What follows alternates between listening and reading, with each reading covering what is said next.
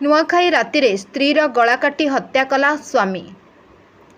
श्वशुर घरे नुआखाई रे स्त्रीर गला काटी हत्या कला स्वामी। नुआखाई राति पाल्टिगला अंजलिंक पई काल राति। एभली एक अभावनीय घटना घटी बौद्ध जिला कंटामाल थाना चारभाटी गाँव में।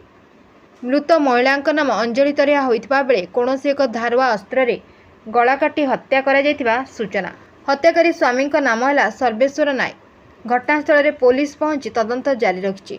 सूचना मते कंटामाल थाना चारभाटी गाँव अंजलि तरिया से 4 वर्ष तले घंटापड़ा थाना अंतर्गत बड़भाल ग्रामर सर्वेश्वर नायक को विवाह करते एवं तांकर एक 3 वर्षर झीलटे अच्छी किंतु कौनसी कारणरू 1 वर्ष हम चारभाटी अंजलि निज बापा घरे स्वामी और निज झील सह रही आसुले।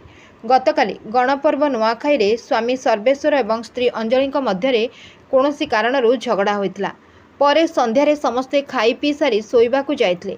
श्वशुर घरे नुआखाई सारी समस्ते शोइबा परे स्त्री को विलंबित राति कौनसी एक धारुआ अस्त्र रे गला काटी हत्या करथिला सर्वेश्वर। अंजलि राति चित्कार करी मरीगली मते बंचा बोली पाटी करथिले।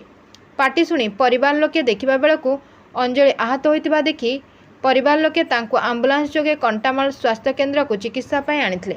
सेठारे डाक्तर तांको मृत घोषणा करथिले। वर्तमान घटनास्थल में पुलिस पहुंची शव को जबत करी अधिक तदंत आरंभ करिछि। स्त्री को हत्या करिबा परे घटनास्थल हत्याकारी स्वामी कुआडे फेरार हो जाइछि। बौद्ध जिला प्रतिनिधि वासुदेव सांड का रिपोर्ट, ओडिशा समस्या न्यूज।